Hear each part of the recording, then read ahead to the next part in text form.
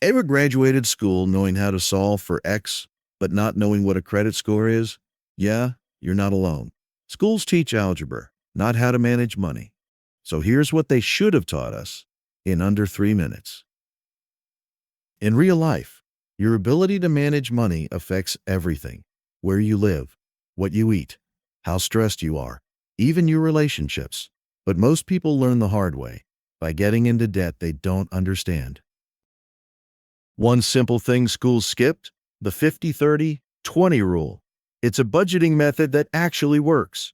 50% of your income goes to needs like rent and food, 30% to wants, yes, coffee counts, and 20% to savings or paying off debt. Most adults don't even know this rule exists. Another thing, credit scores. It's basically your adult report card. Good credit means better loan rates, cheaper insurance, and even job offers. Yet, schools rarely mention it.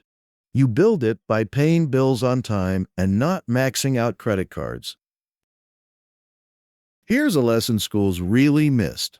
Most people confuse wants with needs. Do you need that daily $6 coffee? That new phone when the old one still works? Marketing trains us to want more and call it a need. But here's the trick. If you pause 24 hours before any non-essential purchase, you'll often realize you didn't need it at all. Money isn't just math, it's psychology, habits, and a system most people never got taught. But now that you know, start small. Be consistent, and don't wait to get rich before learning how to manage it.